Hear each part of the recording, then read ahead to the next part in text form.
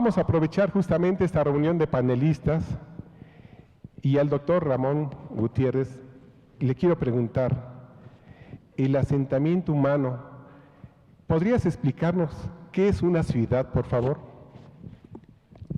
Gracias, buenos días, gracias por la invitación.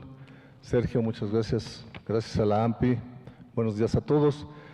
Pues en esencia yo lo que quisiera iniciar en esto es con la toma de conciencia de que fundamentalmente la ciudad es el asentamiento que se inicia desde cuando el homínido, los primeros seres se empezaban a agrupar tanto en familia como poco a poco se fueron ampliando estas familias en lo que fueron las fratrías, luego las tribus y luego diferentes organizaciones para cada día volverse más compleja la relación entre esta comunicación entre tribus, entre fratrías, entre familias y finalmente en esa búsqueda debemos destacar el papel extraordinario que jugaron las mujeres en los asentamientos, dado que ellas descubren la agricultura y al ver cómo se podían obtener estos frutos de la naturaleza, teniendo cerca los ríos, teniendo la tierra fértil, el hombre es el que salía de cacería y la mujer quedaba en estas circunstancias de mayor observación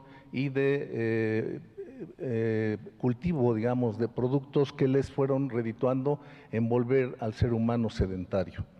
El nómada se va trasladando a esta circunstancia y de ahí en esta visión histórica, lo que se mencionaba hace un momento, la importancia de tener esta relación histórica para poder ver que ese asentamiento, los primeros asentamientos, bueno, finalmente son el inicio, la semilla de lo que ahora son los grandes asentamientos humanos.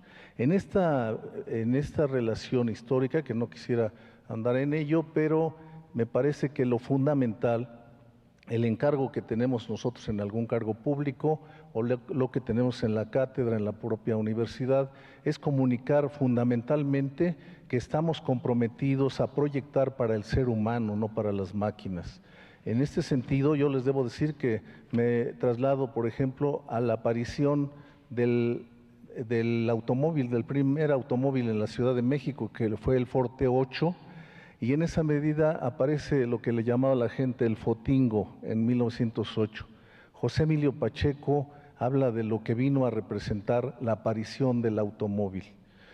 Yo quiero decirles que Toluca era como la definía el licenciado Gustavo G. Velázquez, que era un extraordinario filósofo sabio de nuestro estado, de Valle de Bravo, pero finalmente un historiador de Toluca, y decía, Toluca era un poblado sin el mayor sobresalto, llevaba sus festividades religiosas, etcétera, y que tuvo el mayor sobresalto cuando aparece el ferrocarril como un medio de producción que permitió que Toluca se proyectara más allá de lo que eran los límites regionales.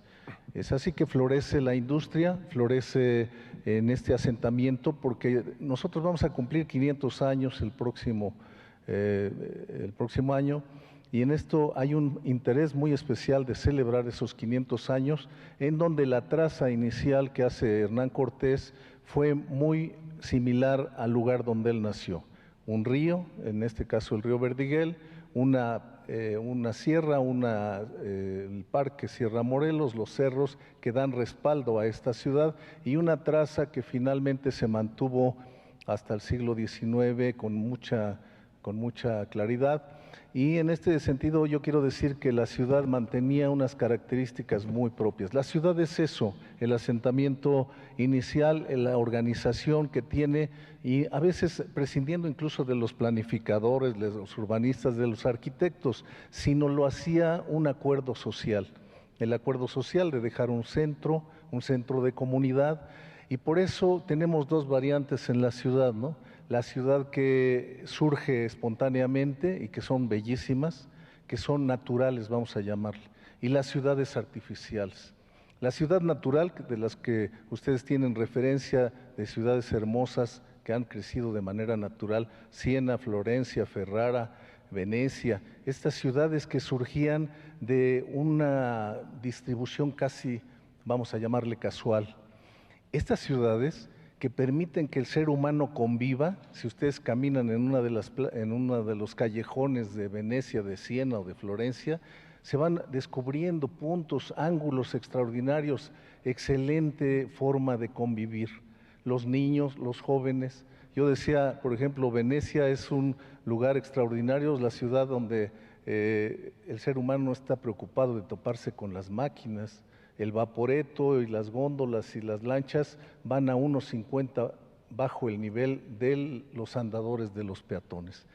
Es casual, paradójicamente es el lugar donde los perros son más felices, no los atropellan. Correcto. En esta medida ustedes ven los puentes, el camino, esas ciudades, cómo rescatar estas características humanas en un mundo cuya vorágine nos está llevando a pensar que estamos comprometidos solo a proyectar para la máquina. La máquina es importante, pero es un medio para los seres humanos. ¿Cómo rescatar los lugares en donde los niños jueguen, en donde los adultos lean los periódicos, en donde se comuniquen, donde puedan platicar, ¿no? La ciudad es eso, Sergio, un centro de convivencia y de productividad. Muchas gracias, estimado doctor. Muchas gracias. Estimado Ricardo, ¿cómo se origina justamente nuestro tema? ¿Qué es y cómo se origina la gentrificación? Bien, primero, buenos días a todos. Sergio, con mucho gusto lo hago, pero es importante el destacar, como si ya se comentaba, que la gentrificación es un término nuevo en el ámbito urbanístico. ¿Cómo se origina? A partir de esta explicación muy clara que nos dio y ejemplificativa hace un momento el doctor Gutiérrez, podemos decir que la gentrificación es implícita a la propia ciudad. ¿Y por qué es implícita? Porque la ciudad, como todo grupo humano, tiene distintas características y polariza, según las características, la riqueza y distribuye el resto de la riqueza entre la gente. Ahora, se origina a partir de los siguientes elementos.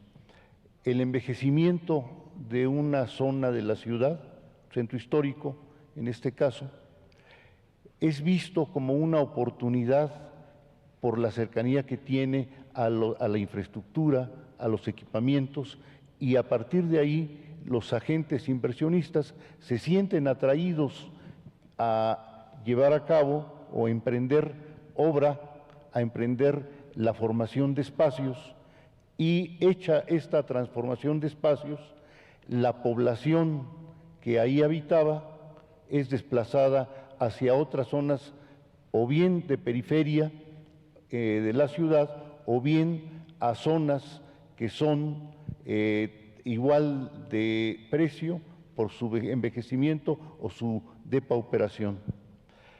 De tal forma que se reúnen tres elementos en su origen: el territorio en donde se llevan a cabo acciones para rehabilitarlo, renovarlo, y el desalojo de la población originaria por nuevos pobladores que llegan a los nuevos equipamientos que le determinan, y esta es la esencia de la gentrificación, le determinan un mayor valor y precio a los espacios que ahí se ponen a venta, a renta, y que originan también aspectos impositivos más elevados de los servicios públicos, de los valores prediales, y que hacen impagable para la población que originalmente los ocupaba, y así es expulsada.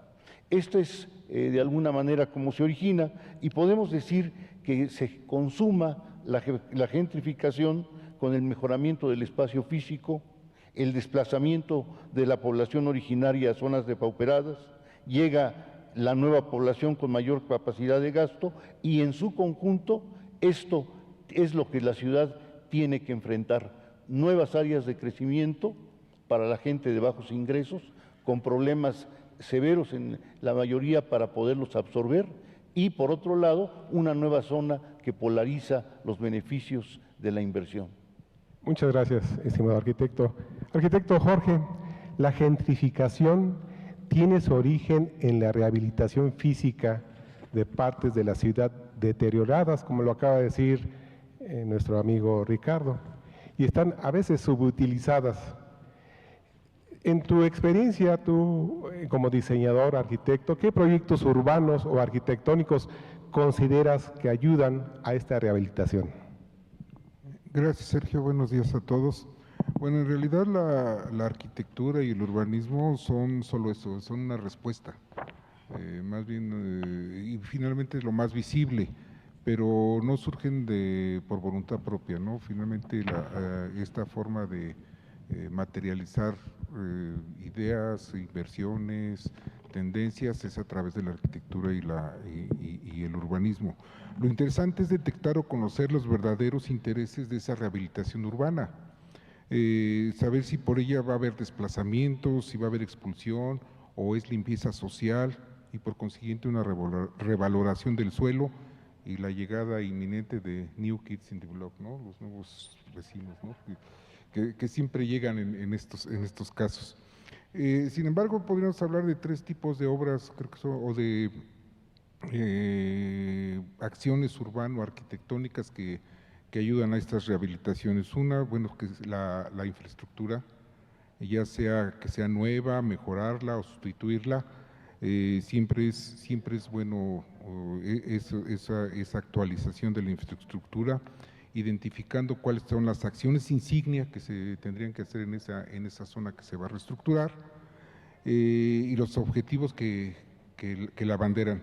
La otra elemento que creo que a través del urbanismo o la arquitectura se puede hacer es la vivienda, ¿sí? Porque finalmente el lugar donde habitan los gentrificadores es la vivienda.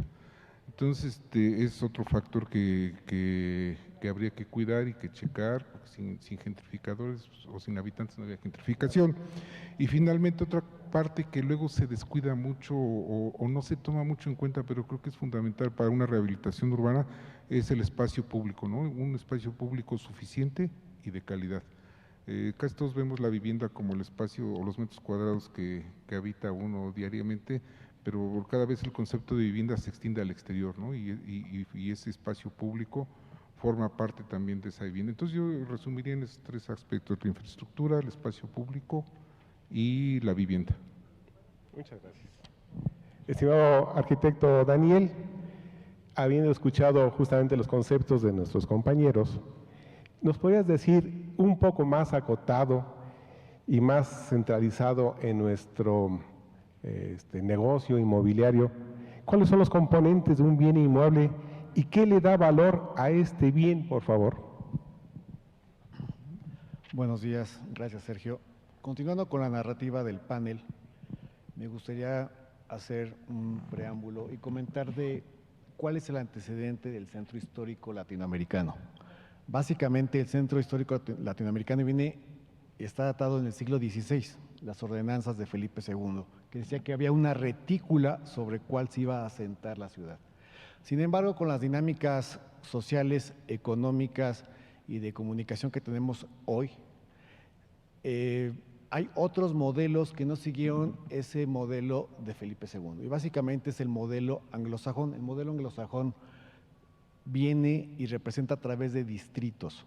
Entonces voy a poner un ejemplo que es muy sencillo porque es del dominio público, que es de más o menos que todos dominamos, que viene siendo la ciudad de Nueva York.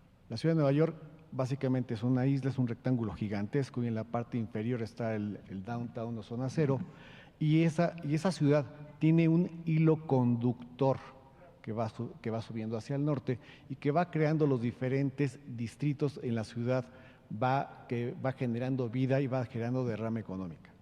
La ciudad de Nueva York vive a través de los visitantes que visitan propiamente a la ciudad y que van reconociendo en esos distritos urbanos puntos de referencia y se van identificando con ellos. Entonces, ¿qué es lo que ocurre? Que en el momento que el mundo se hace una pequeña aldea y todo el mundo está viajando y busca un concepto diferenciador, las ciudades compiten entre ellas.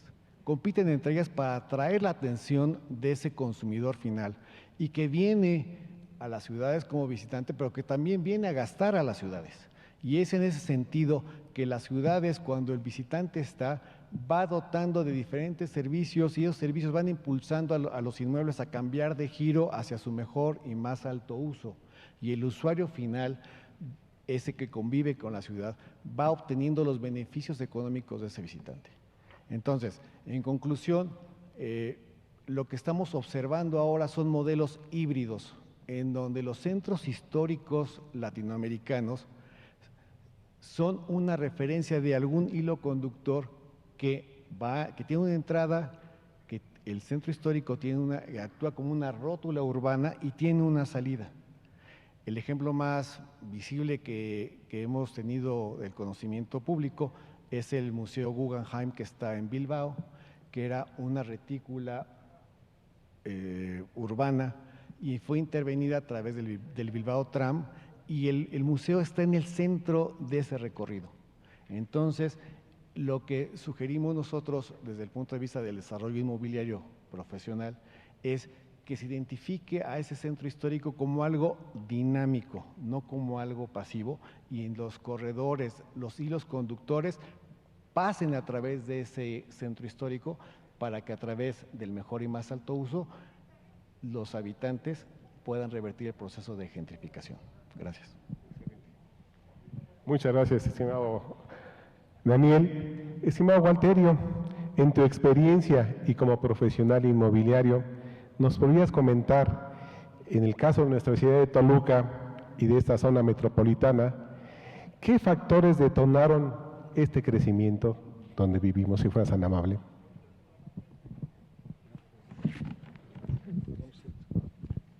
Sí, bueno, pues yo creo que es muy importante hoy en día pensar que el Valle de Toluca, de 50 años hacia acá, obviamente ha detonado una serie de proyectos importantes, empezando desde lo que ha sido el crecimiento en los tiempos del profesor Carlos Hahn, del Paseo Toyocan, las zonas industriales que hoy conocemos, y que eso ha permitido también, pues obviamente, el crecimiento de otros parques industriales dentro de nuestra propia zona. Eso también ha permitido que se vaya detonando pues, lo que llamamos nosotros un crecimiento de diferentes entes industriales, como es Bosch, de alemanes, o Nestlé, que es otra empresa suiza, o Chrysler, que es empresa americana, y así como ellos, franceses, como es Avmex, y si siguiéramos, pues aquí no terminaríamos. Y eso también ha dado un crecimiento aquí a nuestra zona que ha permitido crecer y generar fuentes de empleo. Realmente todo esto nos va llevando también a que tengamos la necesidad de buscar nuevas zonas de crecimiento. Y si buscamos esas nuevas zonas de crecimiento, bueno, pues al principio aquí teníamos como zonas habitacionales Residencial Colón, Ciprés. Luego, si nos salimos hacia Metepec, pues traíamos ahí el Club de Gol San Carlos, La Virgen, La Asunción, y ahora últimamente lo que es Providencia en temas habitacionales. Y si empezamos a demarcar toda la zona, pues otra zona de crecimiento es Calimaya y otra zona de crecimiento es San Mateo Atenco. Y así como eso, bueno, pues vamos viendo que la ciudad, empezando desde el centro de la ciudad de Toluca, pues ha crecido hacia el sur la mayor parte. Hacia el norte, pues realmente ha sido muy limitado su crecimiento, y aquí sí vería una oportunidad de negocio a donde quizás con un uso de suelo ya definido pudiera darse también ese crecimiento. Si lo vemos como tema industrial, pues hoy en día creemos que el crecimiento puede darse también hacia otras áreas que sabemos que pueden detonar, y que obviamente aquí en el Valle de Toluca, pues hoy carecemos de parques industriales que puedan crecer. Y así como eso, bueno, pues podríamos seguir hablando de toda una serie de elementos que pudieran permitir como inmobiliarios nosotros participar en estas zonas de crecimiento. Creo que por ahí sería un tema que le dejaríamos a las autoridades municipales del Valle de Toluca y en los demás municipios conurbados, como para generar una alianza con ellos, y también al gobierno del Estado de México, que eso permitiría que, ejemplo, una dependencia que hoy se tiene como es Fidepar, la pudieran hacer crecer tanto como ellos quisieran y aperturarla hacia los inmobiliarios que nos volveríamos promotores de estos temas, como son industriales, comerciales o habitacionales. Creo que eso ayudaría mucho al Estado de México, a que tienen una fuerza impresionante de comercialización y no la han aprovechado. Gracias, mi estimado Walterio. Marta, tú como habitante, usuaria, comerciante de este centro histórico de Toluca, ¿qué impresiones nos puedes dar? ¿Cómo se vive en este centro histórico? Platícanos un momento, por favor. Buenos días, Sergio. Buenos días a todos. Gracias por la oportunidad de participar. Pues sí, como bien dices, yo tengo ya, mi negocio es muy antiguo en el centro. De hecho, creo que es el más antiguo del Portal. Déjeme decirles, ella es la propietaria justamente del licor emblemático de la ciudad de Toluca, el Mosquito, así que hicimos el comercial, pero aquí seguimos escuchándote, estimada Marta. Gracias. Pues el Portal es aquí los arcos, lo que tenemos en el corazón, que puede decirse, de la ciudad, y el negocio pues ya tiene desde los años 20 ahí, ¿no? Entonces, realmente el vivir en un centro histórico realmente un centro histórico es la gran plaza comercial. Ahora, hay como bien decían, en Estados Unidos, en otros lugares, las plazas comerciales pues son cerradas y son alejadas del centro, pero realmente lo que es el centro aquí en Toluca es un centro comercial donde puedes encontrar de todo, ¿no? Existe lo que te quieras imaginar, y también, como bien decían, es muy importante que para que este centro esté vivo, pues necesita también vivir la gente en el centro, no solamente ser un lugar de comercio y que la gente venga al centro. Entonces, si vives en el centro, pues puedes caminar al centro, puedes darle más vida a la ciudad. Y bueno, cuando uno visita una ciudad o cuando uno llega a esta ciudad, mi negocio también recibe a muchos turistas, entonces la gente como que se queda admirada de los centros, ¿no? Es lo que uno va a buscar a una ciudad, como bien decía Dani, identificarse con alguna cuestión, y aquí tenemos muchas cosas que identifican a nuestro centro, ¿no? Tenemos un gran hilo o unas grandes plazas que podrían estar conectadas y podría ser ese el hilo conductor donde los habitantes del centro que ya no lo vemos podríamos recorrerlo y darnos cuenta de esos pequeños lugares o esas pequeñas esquinas que te puedes encontrar en el centro y que a lo mejor por el paso de recorrerla cada día no la ves, pero que los turistas sí lo ven, ¿no? Entonces, si le damos ese valor a esos espacios, a esas casas, si se remodelan o se regeneran como estamos hablando para regresarle el valor al centro, pues yo creo que va a ser muy buen negocio, que mucha gente va a venir al centro y que los que vivimos en el centro pues lo vamos a vivir mucho mejor, ¿no? Porque como bien decían, tu casa no es solamente tu espacio físico, sino también pueden ser las plazas, el que puedas salir y caminar y te puedas encontrar cualquier tipo de artículos que tú necesites, puedes vivir la ciudad. Muchas gracias, Marta. Muchas gracias. Estimado doctor Ramón, eres un gran profesional de la arquitectura y urbanismo, pero ahora eres representante del gobierno de la ciudad de Toluca. ¿Tú recibes o reciben el ayuntamiento o el municipio presiones sociales para mejorar zonas de la ciudad no previstas como urbanas? ¿Cuál es tu opinión sobre estos hechos? ¿Nos podrías dar un ejemplo? Sí, de hecho yo quisiera un tanto enfatizar a los promotores inmobiliarios qué hay de interés en relación, por ejemplo, con Toluca. Cuando tuvimos oportunidad de participar en Kansas sobre el corredor comercial de América del Norte, quisiera yo enfatizar esto porque nosotros formamos parte en esa cadena, vamos a llamarle, entre el norte, donde esa estrella del norte es Winnipeg y la estrella sur es Toluca y el centro es Kansas. Ahora ustedes saben que la línea Kansas ferroviaria la adquiere la línea férrea de Canadá. Yo quiero enfatizar con esto que es muy importante mostrar a la gente lo que a ellos les interesa también en esta relación ya globalizada, en donde representamos un mercado de 50 millones de habitantes.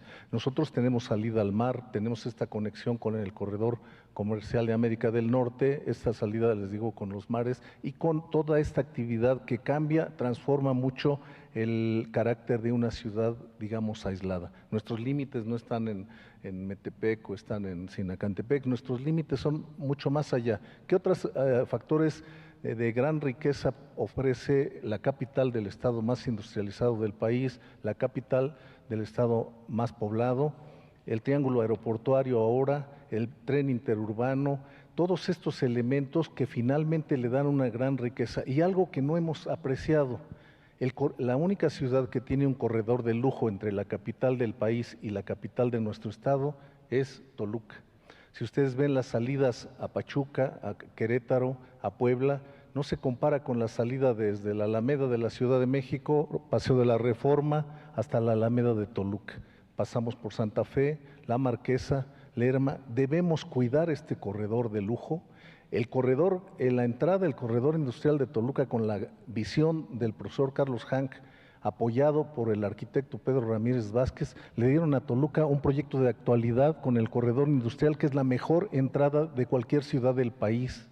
En esa medida, en el ofrecimiento de los valores que tiene una ciudad para los promotores inmobiliarios, Toluca representa un futuro, una fuerte inversión. Toluca es ese centro y en esta medida debemos observar que tiene esa capacidad que se transformó en aquel momento en el siglo XIX con el ferrocarril y ahora con el tren interurbano va a tener también una transformación, que sea para bien, cuidemos todo, que esa gentrificación sea también muy respetuosa de la población que existe en nuestra ciudad y no ser expulsada, sino incorporada a este nuevo proceso y una dinámica económica que permita precisamente valorar todos los aspectos que tiene Toluca de riqueza, el Nevado de Toluca, la Feria del Alfeñique, el pasear por los barrios donde se producen estas artesanías y el absoluto respeto a las construcciones de valor histórico para que no sean destruidas y no sean transformadas en estacionamientos. Este es el mayor compromiso de un gobierno y un gobierno comprometido precisamente con la población, con el bienestar y con el futuro. Muchas gracias, estimado doctor. La presión social que ejercen los movimientos urbanos populares al instalarse en áreas no previstas o de crecimiento ilegal en los procesos de ocupación del suelo, la vivienda de autoconstrucción se constituye en un instrumento de ahorro que se usa y se consume por generaciones, o bien se comercializa gracias al proceso de urbanización que provee el gobierno. Estimado Jorge, ¿podrías explicarnos qué pasa con las viviendas de autoconstrucción y qué pasa con una vivienda realizada por un profesional desde el punto de vista de desplazamiento comercial? Bueno, así plantea la pregunta desde el punto de vista comercial, realmente la diferencia no es mucha, ¿no? La diferencia es poca. La diferencia sí se puede dar si acaso si es que la vivienda está catalogada, pero a veces ni así. Lo que sí creo que es determinante para este desplazamiento comercial es la ubicación. La calidad de la edificación también es importante en función del destino final que se persigue. Hace un rato en la conferencia anterior la doctora nos mostraba el reaprovechamiento de algunas edificaciones para oficinas, para otras cosas. Bueno, son viviendas o fueron viviendas que tienen un valor, o aquí mismo el hotel que mencionaban aquí a 2 cuadras, que tuvieron un valor, no sabemos si fueron arquitectura de autor o fue autoconstrucción en su momento, pero en ese sentido sí se conservan y es importante. Por eso digo que es importante el destino final, porque tenemos casos donde interesa la zona donde están ubicadas esas viviendas para ser comercializadas, ya sea como terrenos, no necesariamente como viviendas, entonces independientemente de cuál fue su origen. Y creo que este desplazamiento comercial estará determinado por el potencial, la necesidad o el deseo de poseer, habitar o estar en esa zona. Yo recuerdo hace muchos años que nos pidieron un proyecto, bueno, que se construyó allá en Ciudad Nezahualcóyotl, en la zona del Bordo Sochaca. Cuando llegamos así que éramos de los primeros ahí en llegar a esa zona, eran los basureros, hasta allá atrás, y empezó la universidad con una unidad académica, que fue el proyecto que yo hice, y junto estaba construyendo La Salle también, ¿no? Y así como que de repente La Salle acá en esa, y en este bordo, el Bordo Sochaca, y había otros, nos enteramos que había otro terreno que colindábamos con unos juzgados que a la larga fueron juzgados de la Procuraduría de Justicia del Estado, y estaban desarrollando ya un gran centro comercial. Y sí, como que al momento nos parecía, ¿cómo es posible estos basureros, no? Claro. Bueno, tenemos otro ejemplo, Santa Fe, ¿no? Aquí también, que muy cerca, y quizás en otros lados, ¿no? Con el pretexto de los Juegos Olímpicos, o a partir de los Juegos Olímpicos, el caso de Barcelona, cómo se reinventa, o el caso de Londres, donde arrasan con zonas habitacionales de autoconstrucción, con zonas muy deterioradas, y con la intención de todos los juegos renuevan toda esa zona, ¿no? Entonces, realmente creo que el origen de la vivienda, si es autoconstrucción o si es de un profesional, depende mucho el destino final que se le da. Si es aprovecharla, entonces creo que es más valiosa o interviene, o es más factible que se conserve en el desplazamiento comercial las viviendas hechas por arquitecto, por profesional, que las hechas por autoconstrucción. Gracias, estimado arquitecto Jorge Valdés. Hemos escuchado algunos conceptos tal vez contrapunteados. ¿La gentrificación es un fenómeno polarizado, estimado Ricardo? Desde la perspectiva social y económica, ¿podrías darnos tu opinión y algún ejemplo que hayas observado en tu vida profesional? Con mucho gusto. Voy a tratar de transmitir a ustedes 3 ejemplos y una perspectiva. Uno referido a esa polarización, a esa concentración de bienestar que tiene el Distrito Federal en contraste con los municipios del Estado de México que le circundan. Ese será un ejemplo. Otro es el proyecto de Santa Fe y cómo polarizó de golpe en un basurero toda una gran inversión que atrajo grandes capitales inmobiliarios y obviamente de actividades. El otro es Toluca, de cómo se comporta Toluca en esta concentración, expulsión de población. Y finalmente la perspectiva que tiene Toluca, el Valle de México, yo diría casi el país, con el surgimiento de la megalópolis y qué implica en términos de la gentrificación. La primera referencia es histórica, ya hace algunos decenios de años, si no es que casi medio siglo ya. Si recuerdan ustedes o habrán escuchado algunos de ustedes las acciones que emprendió el regente Uruchurtu, época de López Mateos, cuando prohibió que en el Distrito Federal se asentaran nuevos crecimientos. Y esto vino a dar 2 resultados. Uno es ciudad satélite y otro son todos los ejidos que se invadieron en las zonas de Naucalpan, de Tlanepantla. Ahí es la gentrificación, diría yo, en macro.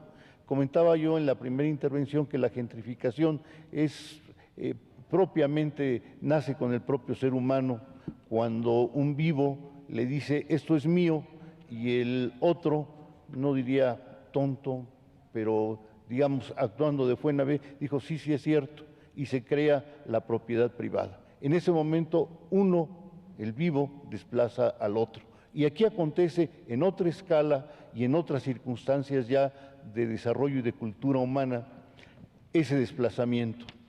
El Distrito Federal concentra en ese momento las grandes inversiones en los años 60 y todo el Estado de México, salvo la polarización de la inversión de ciudad satélite, se llena de zonas de gente muy pobre que accede a las áreas ejidales. Ahí está en macro lo que es la gentrificación.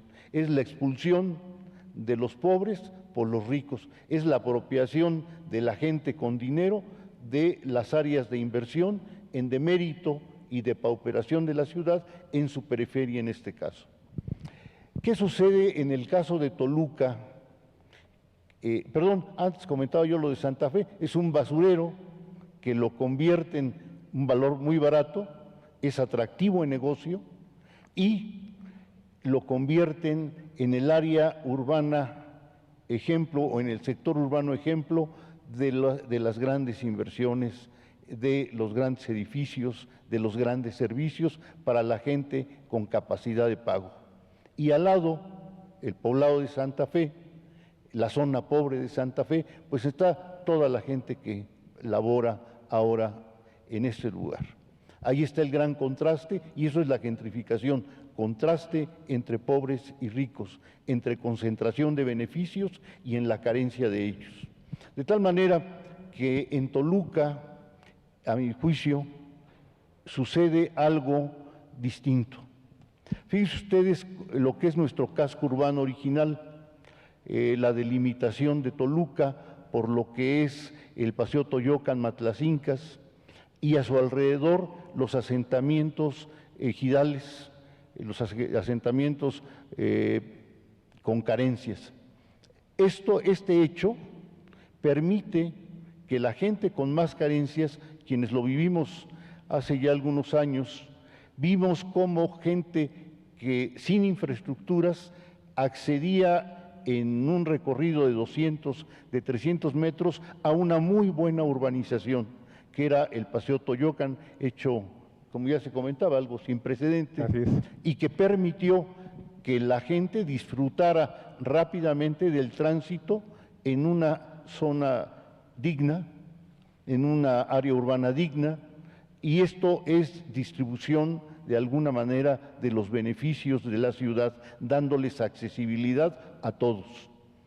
Otro elemento que tuvimos para fortuna es que los viejos centros de población, los poblados, los famosos pueblos que rodean a Toluca, sobre todo al sur, me referiría yo a Cacalomacán, San Antonio Buenavista, Tlacotepec, San Juan Tilapa, y en fin, toda la zona sur de poblados muy concentrados con esa traza que ya comentaba el doctor a base de cuadrícula heredada de los españoles, permitió asimilar a la población expulsada y lo sigue haciendo hoy. Esa infraestructura, ese sentido de ordenamiento, hoy todavía permite que se vaya asimilando esa expulsión. Y el ejemplo, cuando se quita el tianguis de Toluca, el primero que hubo aquí junto al Cosmovitral, que era un mercado, y se lleva a la zona de allá en la zona de 5 de Mayo, Toyocan, el nuevo Mercado Juárez, y en medio queda la terminal, y al lado queda la terminal, esto se vuelve un eje, un poco lo que usted comentaba, doctor, un eje bajo el cual se van articulando y desarrollando inversiones. Ahora, esta gente nuevamente fue desplazada y decimos, ¿a dónde está? En el crecimiento de la ciudad de Toluca, ya en ese momento estamos hablando ya de los 300,000, 400,000 habitantes, ¿a dónde está la gente que está siendo expulsada por estas inversiones? Recientemente, pues hemos visto en nuestro centro histórico la inversión, me pareció clave, que fue el edificio que está en Hidalgo, entre Rayón y Juárez, que era un corazón de manzana importante y que se aprovecha para desarrollar un edificio. Al igual así estuvieron surgiendo algunos más. ¿A dónde está el resto de la gente? También está en la zona norte, en la zona de San Pablo Autopan, que asimila a una buena cantidad de población, sobre todo albañiles en un principio, gente que trabajaba en la construcción, y de esa manera se ha ido regulando por sí misma la ciudad, ha ido regulando su crecimiento polarizado entre la gran inversión y la población con más bajos recursos. Y decía yo que ahora hay una perspectiva nueva con el tren interurbano. Este tren interurbano va a hacer que Toluca y Valle de México ya no sean metrópolis ajenas, van a estar siendo metrópolis funcionales. ¿Cómo vamos nosotros a asimilar esta interacción? Ya de por sí existe, les comentaría yo que el 70%, fue un trabajo que levantamos hace algunos años, en Santín, recién se hacía la venta, el 70% de la gente venía de Azcapotzalco, de Naucalpan, de Tlalnepantla, porque le era atractiva la seguridad y le era atractivo el medio ambiente. Se respiraba bien y sus hijos estaban a gusto. Y el costo inclusive de transporte era mucho más barato. Estos factores hacían atractiva una zona más barata en costos de transporte, más barata en terreno y con mejor medio ambiente. De tal manera que ahora con el tren vamos a tener otra serie de hechos que ya se anunciaron. La inversión de Banamex en Metepec, por ejemplo. Esto ya nos está anunciando una gran cantidad de gente que va a migrar aquí. ¿Cómo vamos a controlarlo? Esta es una pregunta que me parece que queda abierta a tomar medidas de fondo para preservar nuestras áreas históricas, para ordenar los crecimientos y para conjuntar esfuerzos hacia una ciudad ordenada. La megalópolis ya está aquí.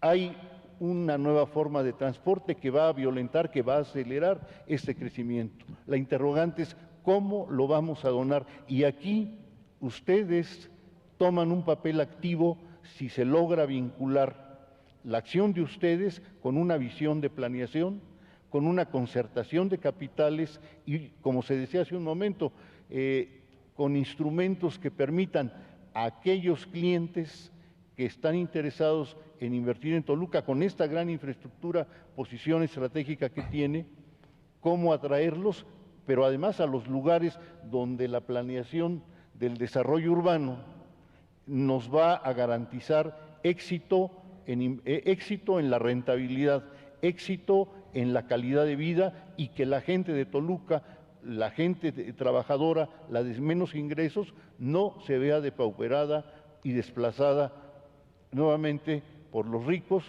que desplazan a los pobres. Es en esencia el fenómeno de lucha de clases que hay que transformarlo y revertirlo en algo más humano. Gracias, estimado Ricardo.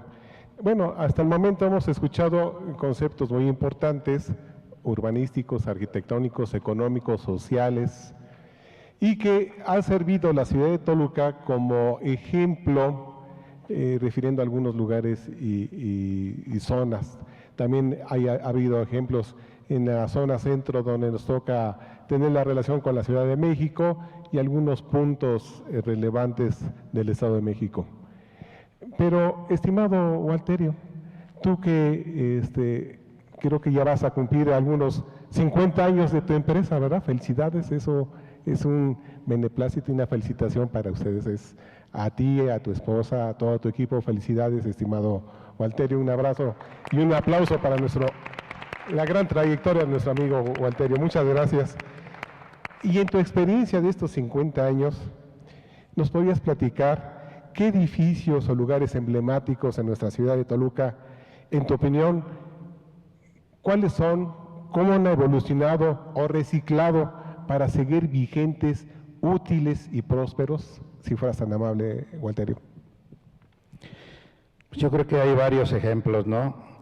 Si lo vemos desde el punto de vista comercial, pues yo creo que hay edificios que se han dado. Me viene a la mente aquí un edificio que se llama el ICEMIM, que está aquí en la Alameda. Pues yo creo que es el edificio más alto de aquí del Valle de Toluca. Y luego, pues otros edificios que yo le llamaría que se han gentrificado, porque, ejemplo, estaba una planta de Celanese Mexicana, después estuvieron las oficinas de Celanese Mexicana, y ahora es el centro estatal de la policía en ese lugar, y bueno, pues al final del día es otro edificio que se dio en estos, voy a llamarle, en los últimos tiempos. Y así como eso, pues obviamente si nos vamos a temas de edificios, allá al lado también pues hay un centro comercial de esa misma empresa que se llamó Celanese Mexicana, que después cambió a nombre de Cosa, y que ahora es un mausoleo, que antes era la Exdina de Toluca, hace muchos años, y que me tocó en suerte comercializar esas propiedades, y que aunado a eso, pues lo último que se hizo fue un centro comercial, que es con unas tiendas ancla ahí, y que eso, bueno, pues es como el reciclado también de lo que existió antes a lo que existe ahora. Si nos vamos un poquito más hacia lo que es aquí el centro, pues yo diría que Los Portales ha sido la vida social de los últimos 50 años para acá. Aquellos que vivimos hace 50 años, pues lo que hacíamos es dar la vuelta en Los Portales y aquí nos encontramos a todo el mundo.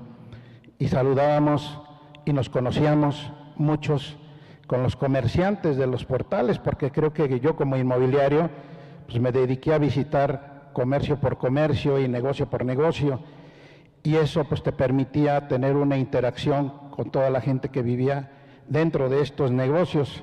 Digo, entre otras cosas, pues con Martita nos conocimos perteneciendo ella a Canaco y yo participando dentro de Canaco, y así como Canaco pues he participado en Coparmex, y así pues he participado en AMPI, y esto te permite también ir viendo el crecimiento de Toluca. Si lo vemos desde otro ámbito en cuanto a crecimientos, bueno, pues digo, 50 años para acá tenemos este edificio, hoy veía la placa allá afuera, dice 50 años del Teatro Morelos. Y esto, bueno, pues se nota que estos proyectos que se han remodelado además, porque este Teatro Morelos pues, ha sufrido una remodelación, voy a llamarle moderna, por todo lo que tiene este Teatro Morelos.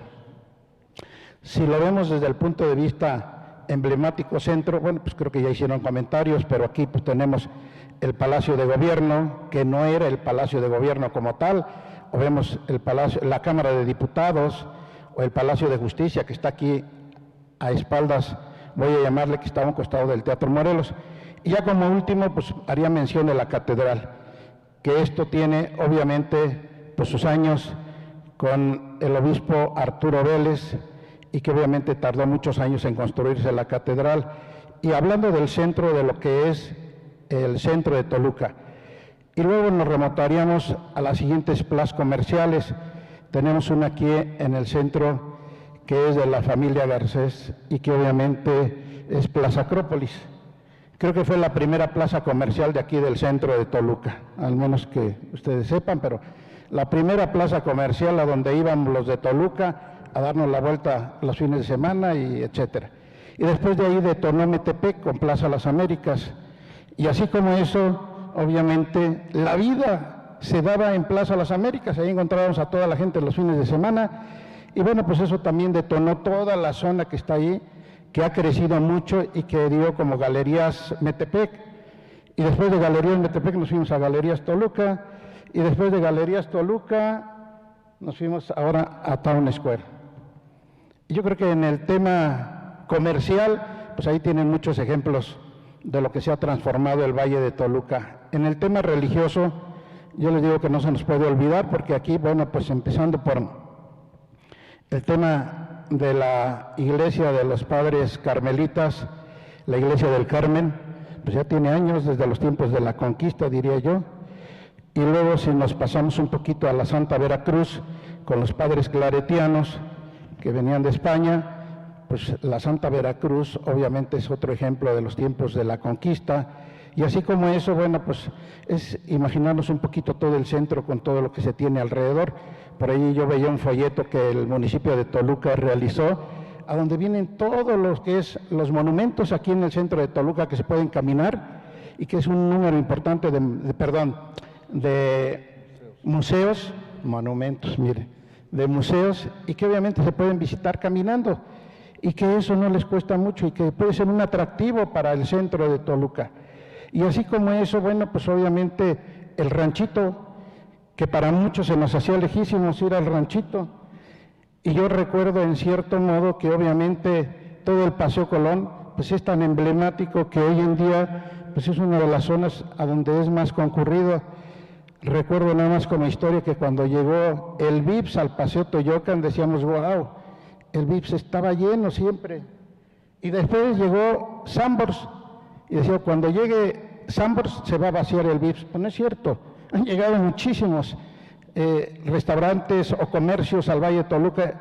Yo siempre digo, seguirá siendo su vida social el Valle de Toluca desde los portales hasta Town Square. En los temas religiosos, pues ya hicimos mención. En los temas industriales, yo quisiera tomar un poquito más ese tema porque yo creo que es lo que le ha dado mucha vida a Toluca. Y yo digo, qué importante es pensar que aquí se han establecido empresas que obviamente le han dado empleo a mucha gente y que han trascendido a nivel internacional. Y aquí tenemos una empresa que ustedes muchos han oído o mencionado, que son Pasta La Moderna, del grupo La Moderna. Y que yo creo que todos los días cuando ustedes se levantan la cuchara y se dan una sopita de fideo, y ya le hice el comercial a La Moderna, porque son buenos amigos, pues yo creo que se dan cuenta que ellos han trascendido a nivel internacional. Y son gente de aquí del Valle de Toluca, que obviamente ha crecido, y así como esa empresa han crecido muchas empresas de aquí de Toluca. Y decíamos al principio, ¿qué familias llegaron aquí al Valle de Toluca? Árabes, españoles, si me falta alguno me dicen por favor,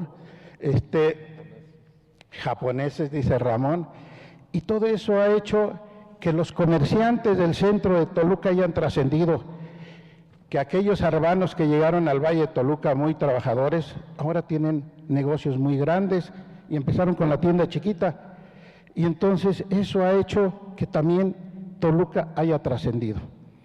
Y como detalle también a todo esto, y remarco que necesitamos que se hagan alianzas de los inmobiliarios con los gobiernos municipales y estatales, sí, porque estos tiempos son de alianzas.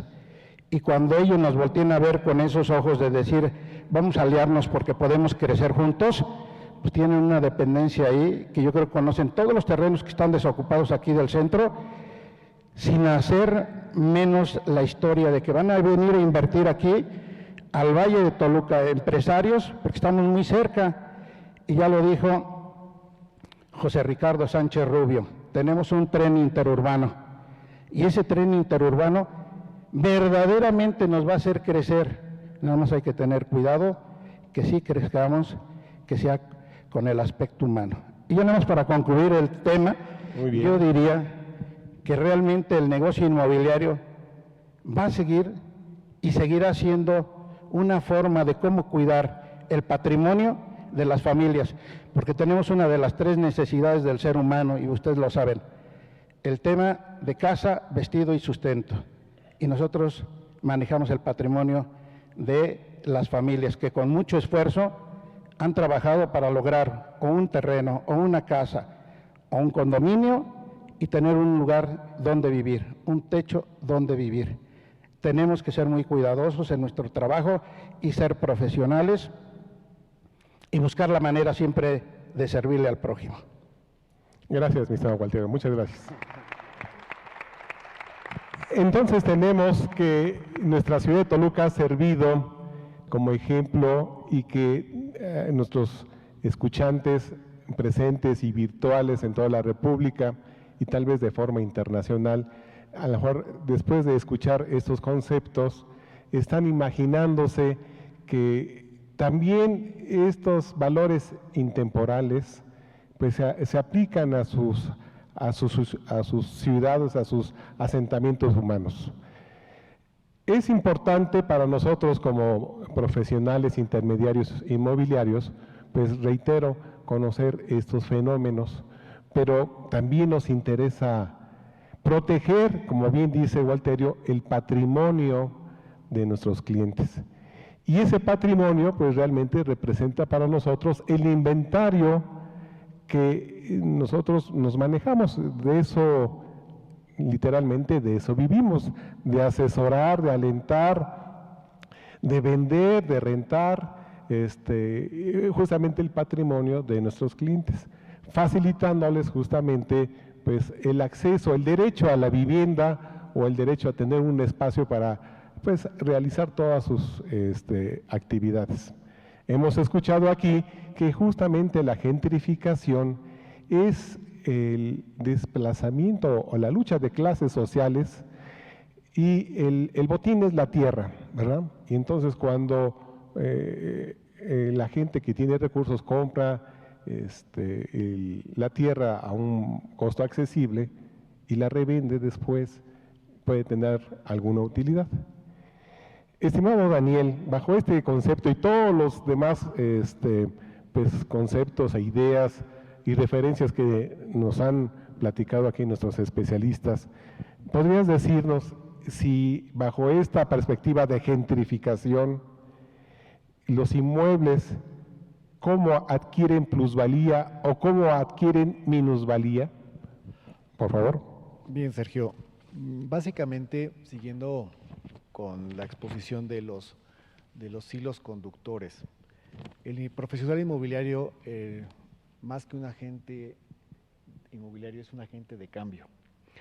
Es un agente de cambio porque el profesional inmobiliario es el contacto directo con el inversionista y de cierta manera es el que promueve, recomienda, asesora al inversionista a dónde llevar su dinero. Los centros urbanos latinoamericanos compiten por ser recipientes de esas inversiones inmobiliarias y solamente a través del uso o el aprovechamiento de las propiedades o de las oportunidades es que cualquier ciudad puede ser recipiente de ese dinero. Ahora bien, un ejemplo que se me ocurre y que está a vista es el cambio que hubo de la calle de Madero en el centro histórico de la Ciudad de México, que conecta el centro, que es el Zócalo, con Avenida Juárez y después que entronca con Paseo de la Reforma. Ese cambio de haberla hecho vehicular, haberla hecho peatonal, trae como consecuencia que es el corredor con la segunda mayor plusvalía en la República Mexicana. Primero está Mazarik y después está la calle de Madero. Entonces, el profesional inmobiliario también puede ser un excelente consultor de la autoridad municipal para que con su experiencia, su liderazgo, su personalidad jurídica, sugiera a la autoridad que incorpore nuevos usos a los planes de desarrollo urbano. Con toda esa experiencia, ese conocimiento del profesional inmobiliario se plasma en el plan municipal de desarrollo, lo único que hace es que se capitaliza el esfuerzo, el talento y las relaciones personales de su gremio. En consecuencia, el inversionista va a ver una oportunidad de invertir en el centro que el profesional inmobiliario haya recomendado. Obviamente, esto viene con el due diligence, viene con toda la información de apoyo, viene con toda la perspectiva de la carpeta de negocio y básicamente con el proyecto de inversión inmobiliaria. Con ese proyecto de inversión inmobiliaria que demuestre que tiene una tasa de rendimiento positiva, automáticamente el capital va a llegar al centro urbano.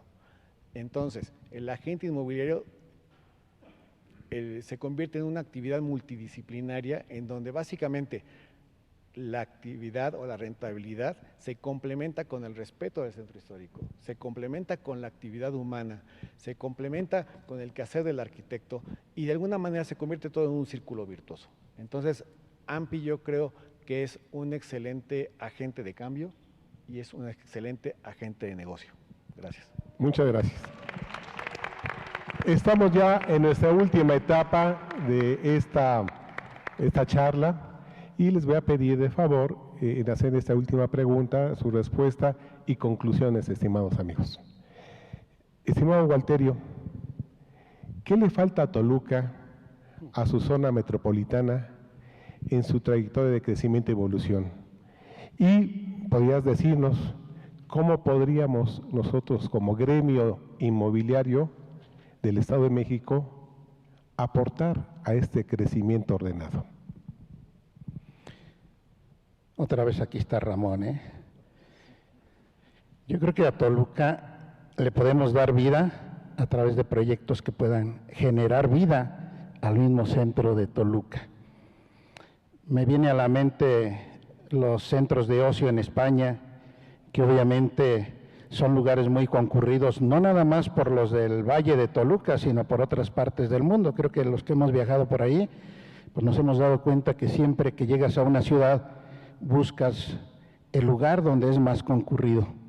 Y ahí, bueno, pues yo creo que mucho las autoridades municipales tienen que pensar cuáles serían sus centros de ocio, que permitieran que no nada más los que vivimos aquí en el Valle de Toluca pudiéramos convivir en el Valle de Toluca, por llamarle así, en el centro de Toluca. Y así como eso, pues yo creo que hay muchos proyectos que se pueden generar y que nosotros, los corredores inmobiliarios, los profesionales inmobiliarios, podríamos participar junto con las autoridades, tanto municipales como estatales, y que permitieran ellos que nosotros estuviéramos en una mesa de trabajo a donde se dieran estos proyectos, a donde se pudiera regenerar zonas. Hacían mención en una plática que tuvimos que pudiera darse una historia como San Miguel de Allende, aquí en el centro de Toluca, y es una zona que está aquí atrás del Palacio de Gobierno. Yo creo que se dan los elementos de seguridad en cuanto a seguridad de las personas para que puedan participar de noche o de día.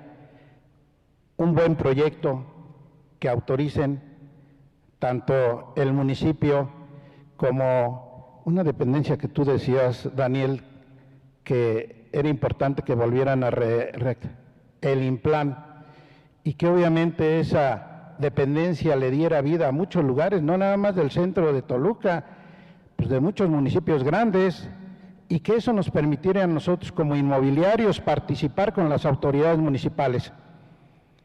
Algo que traemos en la mente es otro proyecto que yo les decía, ni es la central de abasto, ni es el centro comercial, ni es el mercado municipal. Es una especie como de los tres, a donde si se lleva a cabo ese proyecto sería comprarle al productor directamente, no habría intermediarios ahí, y eso daría calidad y precio para los consumidores. Y esto se podría hacer aquí en el Valle de Toluca, y se podría hacer en Metepec, y se podría hacer en el Valle de México. En cada uno de los municipios grandes se podría hacer un proyecto de estos, pero se necesita la voluntad de las autoridades y las ganas de hacerlo, para que no quede nada más en letra muerta, y eso ayudaría mucho al comercio, y estaríamos ayudando a nuestros productores del Estado de México. Y yo creo que en cualquier parte de la República Mexicana, no me van a dejar mentir, pero en cada parte de la República Mexicana debe de haber un lugar a donde cabría un espacio de estos y a donde la gente se beneficiaría mutuamente, productor, consumidor. Y ya nada más como último, ya tocando el tema aquí, antes existía una dependencia del gobierno del Estado de México que se llamaba OSEC, que era el Organismo de Centros Estratégicos de Crecimiento, y no me van a dejar mentir aquí los jóvenes arquitectos. Hoy me cayó muy bien el detalle porque estamos entre 4, 5 arquitectos y Martita y su servidor.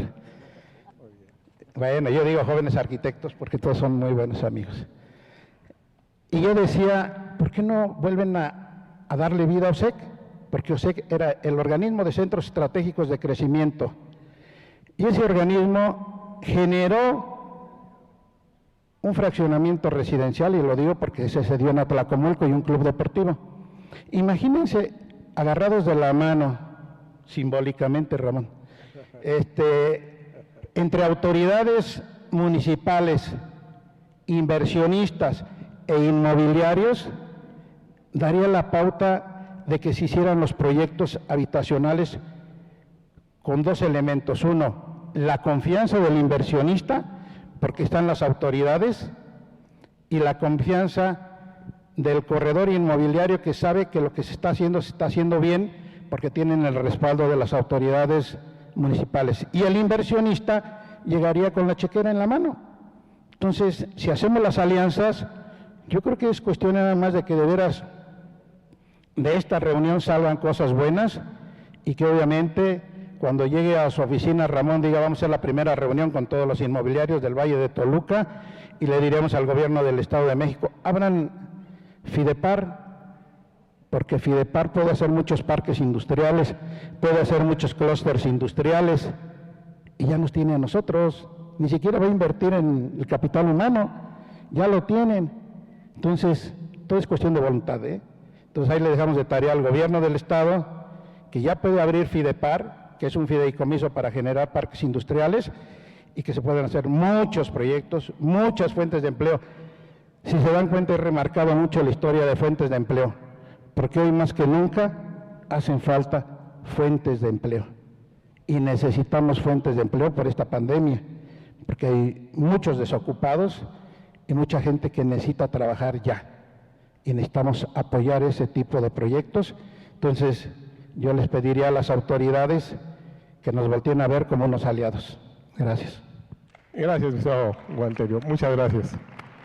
Estimada Marta, a manera de cierre de nuestra presentación, de tu persona, y en calidad de la usuaria y habitante de un centro histórico y haber escuchado justamente los conceptos del tema de gentrificación, ¿qué esperas que un profesional inmobiliario te ofrezca para tu demanda de servicios?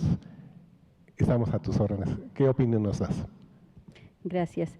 Pues bueno, creo que hay dos partes importantes. Como usuaria, creo que la parte de las autoridades es muy importante y, por ejemplo, vamos a ver, el centro de Toluca tiene muchas plazas y si conectamos estas plazas a través de andadores, como lo decía Daniel, los profesionales han recomendado y han puesto su interés en esta calle del centro de México y se volvió peatonal. Aquí resulta que pues, los centros cada vez son más concurridos, pero no en una calle se puede utilizar todas las maneras de llegar al centro, ¿no? O sea, en una calle no pueden pasar los camiones, los coches, los ciclistas, los motociclistas y los peatones. La movilidad es muy importante para que estos desarrollos se puedan dar, ¿no? Entonces, la movilidad la tiene que poner la autoridad y en los centros, las calles son pequeñas, si hacemos a lo mejor una visión de los inmobiliarios de decir, esta calle porque ha tenido esta historia, esta tradición de sus edificios y ha tenido este uso, podemos hacer lo que esta calle tal vez tenga un poco más de uso peatonal. A lo mejor hay otra calle que puede tener el uso más de transporte público y otra calle de las ciclovías y tal vez otra calle que sea un poco más para los automóviles. No diciendo que los centros se cierren y que todo sea peatonal, sino que se combinen, pero hay que combinarlas de alguna manera en que puedan combinarse dos, no cinco en una misma calle, ¿no? Sino dos usos, tal vez el uso del vehículo y del peatonal. ¿Cómo? Pues aumentando tal vez las banquetas. Entonces eso le va a dar más plusvalía a los edificios que están en el centro y los profesionales le pueden recomendar a los inversionistas, ¿sabes qué? En esta zona se puede hacer, porque es una zona peatonal, pues mucho más comercio de restaurantes, mucho más, no sé, lo que utilicen los peatones, ¿no? Muchas gracias. Creo que la movilidad y el consejo del inmobiliario creo que puede resultar como un centro más vivible, ¿no? Y más vivo. Muchas gracias, Marta. Muchas gracias. Estimado arquitecto Jorge, ¿qué efectos observaremos en nuestro entorno cuando los asentamientos humanos crezcan con la debida planeación, como lo han manifestado nuestros compañeros, y nosotros, los intermediarios inmobiliarios, acatemos y adelantemos este ordenamiento urbano en la comercialización de nuestro inventario? Y tu conclusión, si fueras tan amable. Sí, Sergio, gracias. Bueno, aquí antes habría que hacer una observación, ¿no? O una duda, ¿no? Dices que si la debida planeación y se acata esta, ¿no? Aquí la pregunta sea si estos ordenamientos son los adecuados o adecuados para quién. Correcto. ¿No? Entonces, salvo esa precisión, independientemente de si son o no son los adecuados, creo que en todos los casos se aceleraría un proceso de gentrificación. Y voy a explicar por qué. Esto nos lleva a identificar quiénes son los tres actores que participan en estos procesos de gentrificación. No es el orden, porque finalmente están relacionados, pero son el Estado, el mercado y los nuevos propietarios, ¿no? Son los tres participantes de este proceso. Por un lado, el Estado modifica, actualiza, hace adendas, en fin, cualquier acción que cambie los instrumentos de planeación. ¿Y por qué los cambia? Por presiones del mercado, económicas, comerciales, presiones de ocupación del suelo, también presiones sociales, ¿no? Se han dado esos cambios de los planes o adecuación de los planes, o de los instrumentos regulatorios de desarrollo urbano. El mercado, por otro lado, responde a necesidades de la gente, es el mero mole de ustedes, ¿no? Y le ofrece la mercancía que desea el comprador, o sea, sería ilógico estar vendiendo un producto que no sale, ¿no? Al menos que se motive, se cree la necesidad de ese producto y entonces ya se vende. Finalmente volvemos a lo mismo, es una mercancía que desea el comprador. Y el nuevo propietario, que es el tercer elemento de este proceso, que generalmente coloniza, entre comillas, un territorio. ¿Y cuál territorio coloniza? Pues donde existe el producto que busca consumir y que el mercado le ofrece, y lo ofrece, se les ofrece porque ahí está permitido, ¿no? Si vemos, es un círculo vicioso o círculo virtuoso, ¿no? Depende desde donde la óptica que cada quien lo quiera ver. Pero finalmente estos tres elementos son los que generan la gentrificación, y por eso decía, bueno, si se están cumpliendo las ordenanzas de desarrollo urbano, de ocupación del suelo, etcétera, que autoriza el Estado, pues, ¿por qué se hicieron estos cambios, estas adecuaciones? Pues porque hubo presiones, ¿no?, de otros tipos. Voy a poner un ejemplo, ¿no? Si la modificación de un instrumento de planeación permite que en determinada zona de la ciudad, que antes era limitada a 2 o 3 niveles, era únicamente habitación unifamiliar, y ahora permite hasta 9 o 12 niveles y multifamiliar, difícilmente vamos a llegar a una casa que es antigua, que está a lo mejor hecha con técnicas o sistemas tradicionales de construcción, o está abandonado en mal estado. Aquí enfrente, ahorita los que no conozcan Toluca, aquí enfrente salen y del lado del Lerdo van a ver 2 o 3 casas que están hasta apuntaladas, ¿no? Pero es patrimonio histórico. Correcto. ¿Sí? Entonces, ¿qué vamos a hacer ahí? ¿A eso le vamos a encimar los 9 niveles o los 7 niveles extras porque ya tiene 2? Pues no, se va a tener que acelerar el proceso de gentrificación. Entonces, yo creo que habría que hacernos la pregunta muy bien si la planeación o los cambios que están haciendo, decía yo en una respuesta anterior, ¿cuál es la intención, no? ¿Cuál es el motivo final que está motivando estos cambios y se da la gentrificación? La gentrificación finalmente no es mala, ha habido casos exitosos y esto ya entraría en la parte de la conclusión. Bueno, tenemos que partir que la gentrificación, entenderlo muy claro, que no es un proceso espontáneo ni natural, es el fruto de emprendimientos especulativos promovidos por grandes grupos inmobiliarios y entidades de crédito. Lo vemos en el centro de la Ciudad de México, ¿no? Alguien compró casi toda esa calle de Madero, ¿no?, incluyendo parte de la Torre Latinoamericana, y después casualmente se hace el desarrollo, ¿no? Bueno. Siempre pasará esta gentrificación por la regulación y el cumplimiento de la planificación urbana y los instrumentos normativos y financieros de la ciudad. Esta relación a veces no se ve, pero siempre es una relación entre instrumentos normativos y financieros de la ciudad, ¿no?, que se da en muchos lados. Y creo que aquí habría que ir buscando algunas soluciones o algunos incentivos que se han dado en otros lugares, a veces con éxito, a veces no tanto. Por ejemplo, hay en algunos países que se ha hecho la necesidad de tener un mínimo de vivienda dentro de los nuevos desarrollos para los pobladores originales. Creo que se desarrolló un poco en Nueva York. Están haciendo algunas adecuaciones, por ejemplo, en Barcelona con esta Ada Colau, la alcaldesa de Barcelona, con la ciudad de los 15 minutos, ¿no?, donde a partir del plan Cerdá de Ildefonso Cerdá hace agrupamientos y genera espacios autosuficientes. O también Ana Hidalgo en París está haciendo cuestiones similares sin destruir la trama urbana, sin descomponer el tejido urbano, y sobre todo hay un elemento que luego perdemos de vista muchos, y el otro día platicando con ellos mismos salió a relucir la cuestión de la identidad. La identidad de los habitantes es el que fortalece los barrios, ¿no? En la medida en que se pueda conservar esta identidad, podríamos tener otras alternativas para la actuación inmobiliaria en muchas zonas. Cuando se dan los procesos de gentrificación, la expulsión, el desplazamiento nunca es total. Siempre se queda alguien, o se quedan varias personas o varios propietarios originales.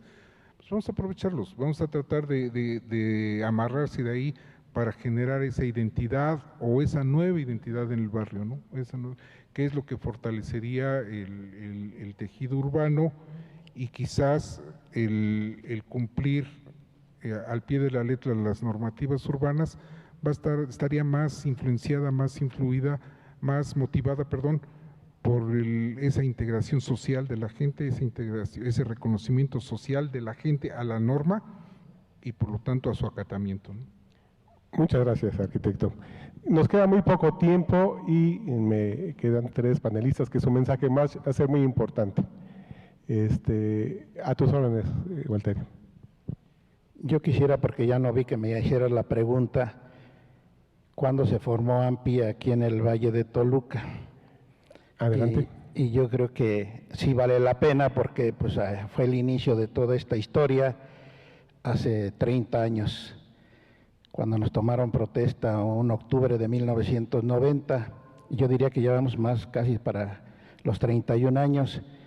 Y quiero resaltar esto porque obviamente aquí, quienes formamos AMPI al inicio, pues que levanten la mano quien está aquí. Gaby Aguilar, fuimos compañeros de batallas.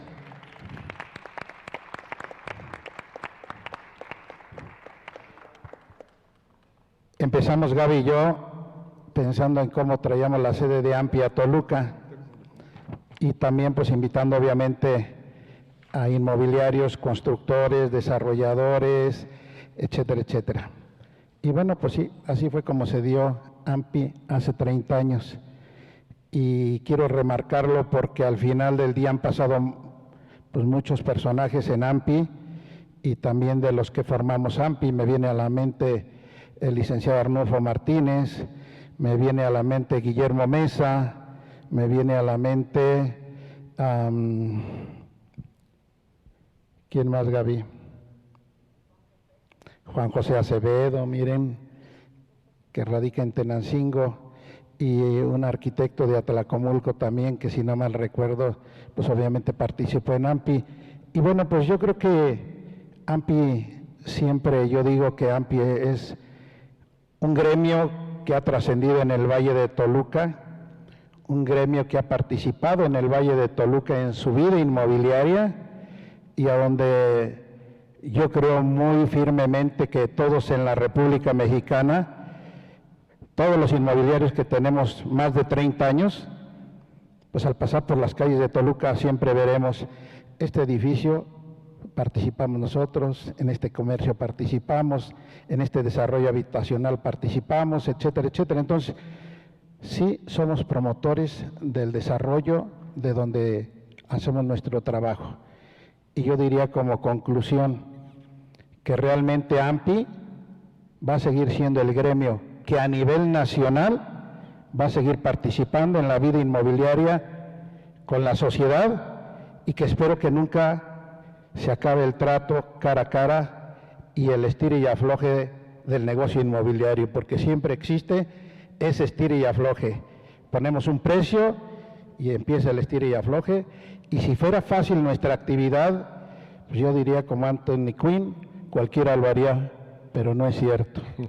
De veras hay que trabajarle mucho. Yo siempre lo digo, hay que ser profesionales en nuestra actividad, y bajo ese criterio nos hemos manejado nosotros. Yo siempre pregono y digo que el inmobiliario debe tener muchas cualidades, debe de saber de derecho, debe de saber fiscal, debe de tener conocimientos de temas de impuestos, el tema fiscal, y también debe saber de mercadotecnia. Y hoy en día, bueno, pues hace rato presentaron una plataforma. Yo creo que ya el inmobiliario, si no nos adaptamos a las nuevas plataformas, pues no sé qué va a suceder, pero yo creo que todos ya estamos metidos en ese asunto. Ya no es como hace 50 años, que era pues hacer nuestra carpeta, tomarle fotografías de la famosa Kodak aquella, imprimirlas, ponerle un rotulito chiquito o una manta, la propiedad dependía del tamaño. Hoy ya la tecnología nos ganó y creemos que vamos a trabajar ahora hasta con temas virtuales, porque ya lo están haciendo. Entonces yo creo que los inmobiliarios vamos a seguir participando en la vida de las ciudades, y en especial la de Toluca, pues aquí nos tienen. Los arquitectos siempre nos van a ver activos, haciendo una participación muy activa con ellos y con las autoridades, tanto municipales como estatales. Y bueno, esa sería mi conclusión. Gracias. Muchas gracias, mi estimado Walterio. Gracias. Y para, en respeto a los demás participantes y a nombre de los exponentes, estimado arquitecto José Sánchez Rubio, ¿podrías darnos una conclusión de cierre final, por favor, de este tema de gentrificación, si fueras tan amable? Con mucho gusto. Y el gran marco en el cual se inscriben cualquier propuesta de las que están aquí está en reinventarnos como seres humanos ante las circunstancias que privan. Me explico. La pandemia nos ha dejado claro que somos capaces de remontar cualquier adversidad. Nos organizamos, aquí estamos, yo ya me quité la careta, el hecho es que confío en que estamos haciendo las cosas bien los seres humanos. Ese es un primer elemento. Un segundo elemento que me trajo a reflexión fue una declaración en Davos, Suiza, de quien lo patrocina, quien patrocina este evento y a donde acuden los empresarios con mayor capital en el mundo. Pocos van, entre otros TV Azteca, Slim, por supuesto, de aquí de México. Y fue el anuncio en que dijeron, para el año 2030, ustedes no tendrán nada, no serán propietarios de nada, obviamente incluidos los bienes raíces, los terrenos, pero serán felices. Es decir, ¿qué nos está deparando este mundo hacia enfrente? Y por otro lado, hoy se habla de globalización versus nacionalismo. Se habla en nuestro país y en muchos otros latinoamericanos de recuperar soberanía. Esto lo pongo en mesa porque el crecimiento de las megalópolis es el gran desafío. Megalópolis como esta que estamos viviendo, megalópolis como la que está entre Tijuana a Los Ángeles, o bien la que está de Nueva York a Boston, y aquí señalo una en especial. En China, hoy, 9 ciudades a partir de Shanghái y de una zona portuaria, se genera un nuevo sistema de ciudades distinto a lo que hayamos visto. Es importante de verlo.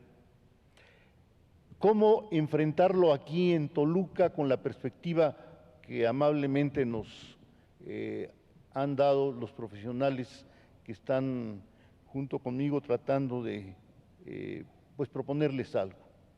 Yo creo que en esta reinvención haría yo eco de lo que aquí se habla del profesional del bien inmobiliario. Y yo creo que con el tema de gentrificación, le decía a la doctora que dio la charla anterior sobre el centro histórico, le decía yo que la gentrificación permite identificar categorías de conocimiento, permite identificar variables e indicadores, y que esto es una base para dar inicio a una profesionalización de quien lleva a cabo la compraventa de bienes inmobiliarios. Pero yo no diría ahora la compraventa, lo metería yo en la perspectiva de que debe ser una profesión bien reconocida, con suficientes conocimientos de ciencia o de disciplina. Esto que estoy diciendo, les diría yo a ustedes que pondría yo como aval mi experiencia en la participación de haber creado la primera carrera de asentamientos humanos en el país. Me tocó participar en la UAM Xochimilco, me tocó coordinar la formación de carreras, el diseño, de tal manera que hay cierto conocimiento al respecto.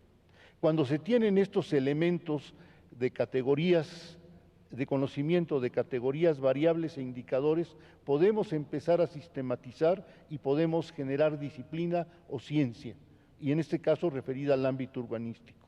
Pero esta carrera que pudieran hacer y que ha sido inquietud de nuestro querido amigo, esto tiene que estar legislado y referido a un fenómeno específico y a un quehacer específico.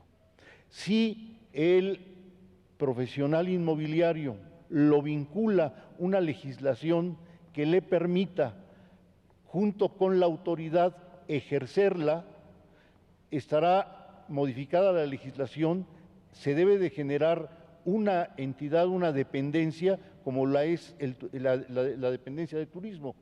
Hoy día la licenciatura de turismo está reconocida. Antes de esa creación, y fue la primera en el Estado de México, no se reconocía como tal, eran meramente agentes turísticos. La licenciatura en turismo, hubo una correspondencia legislativa y hubo una correspondencia en el ámbito ejecutivo. Yo creo que con estos elementos podría llevarse a cabo una propuesta de este tipo y de vincular todo un hacer en la materia urbana, donde, esto es muy importante, Sergio, sí, nunca en los planes de desarrollo urbano ni en la legislación se ha hablado del valor del suelo como elemento definitorio de la ocupación y uso del suelo. Eso ni Hábitat 3 lo tomó en cuenta. ¿Por qué? Porque ahí está el secreto de las grandes ganancias de una economía financierista y especulativa con una economía real a base de trabajo. Muchas gracias. Gracias a los panelistas, gracias a ustedes. Felicidades y seguimos en el camino. Buenas tardes.